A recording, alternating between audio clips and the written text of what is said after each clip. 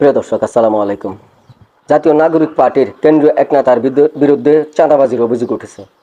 দর্শক, জাতীয় নাগরিক পার্টি এনসিপির কেন্দ্রীয় নেতার বিরুদ্ধে চাঁদাবাজির ভিডিও ভাইরাল। এ পর্যন্ত যত চাঁদাবাজির অভিযোগ এসেছে, এনসিপির বিভিন্ন পর্যায়ের নেতাদের মুখ থেকে বিএনপি, যুবদল ও ছাত্রদলের নেতৃবৃন্দরা সারা দেশে ব্যাপক আকারে চাঁদাবাজির তথ্য তারা দিয়েছে এবং এ সমস্ত তথ্য দিয়ে তারা বিএনপির নেতাকর্মীদেরকে তুলোধুনো করেছিলেন।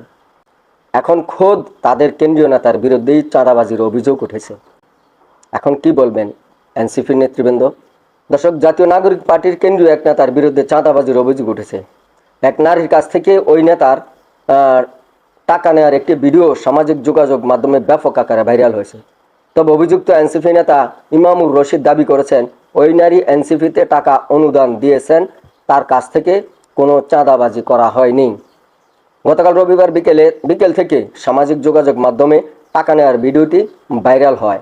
এ ঘটনা নিয়ে নিজের ফেসবুকে একটি পোস্ট দিয়েছেন সাংবাদিক জাওয়াদ নির্ঝর। তিনি লিখেছেন, জাতীয় নাগরিক পার্টি আমাদের এক কেন্দ্রীয় নেতা এক মহিলাকে প্রজেক্টে কাজ দেওয়ার কথা বলে 48 লাখ টাকা নিয়েছে। তারপরও তারে কোনো কাজ দেয়নি। মহিলা টাকা দেওয়ার ভিডিও ফাঁস করে দিয়েছে। আপনারা বয়সে ছোট, নতুন রাজনীতিবিদ, ভুল অবশ্যই করবেন, সেটা স্বাভাবিক, কিন্তু এগুলো তো ভুল না, বাটপারি। তিনি পোস্টে আরও বলেন, বড় বড় দুর্নীতিবাজ পলিটিশিয়ানদের দেখবেন অনেকেই 2 নম্বরই পন্থায় আকাম কুকাম করলেও পার্টির মানে যাদের কাজ দিবে বলেছে তাদেরকে কাজ করে দেয়। তাই কারোর টাকা খাইলে দয়া করে কাজটা ঠিকমতো করে দিবেন। আপনাদের মূল পেশা হইল তদবিরবাজি। এইসব দালালি পেশায় বাটপারি করতে হয় না, করলে ধরা খাইতে হয়। ভাইরাল ভিডিওতে দেখা গেছে এনসিপি কেন্দ্রীয় সদস্য ইমামুর রশিদ ইমন একজন নারীর কাছ থেকে 7 লাখ টাকা গ্রহণ করেছেন। তখন ওই নারীকে বলতে শোনা যায়, এখানে 7 লাখ টাকা, 10 লাখ টাকার কথা ছিল ভাইয়া, একটু ক্রাইসিস বুঝেন না। এ সময় 7 লাখ টাকার বিষয়টি এনসিপি নেতা বলেন, ভাইকে বলেছেন? জবাবে নারী বলেন, হ্যাঁ বলেছি।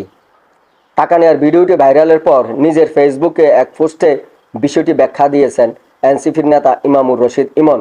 তিনি দাবি করেছেন, ওই নারী স্বেচ্ছায় দলে আর্থিক অনুদান দেন। এর আগেও তিনি জুলাই শহীদ স্মৃতি ফাউন্ডেশনে আর্থিক অনুদান দিয়েছিলেন। ইমন বলেন, ঘটনাটি যে দিনের সেদিন সন্ধ্যায় সেই মহিলা পার্টির ফান্ডে 10 লাখ টাকা দিবে বলে পার্টির পক্ষ থেকে একজনকে পাঠাতে বলে। পার্টির পক্ষ থেকে সেই ফান্ড সংগ্রহের দায়িত্ব আমাকে দেওয়া হয়। আমি আমার দায়িত্বশীলতার জায়গা থেকে ফান্ডটি কালেক্ট করে কোষাধ্যক্ষের কাছে জমা দিই।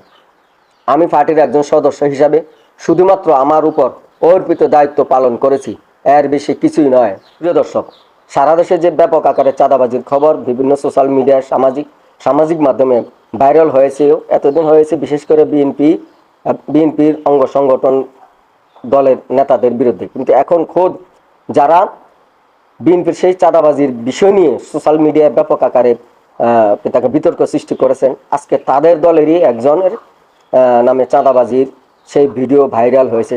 দেশব্যাপী তোলপাড় সৃষ্টি হয়েছে সেই ভাইরাল ভিডিওতে। দর্শক, এ পর্যন্ত সকলে ভালো থাকেন, সুস্থ থাকেন, আল্লাহ হাফেজ।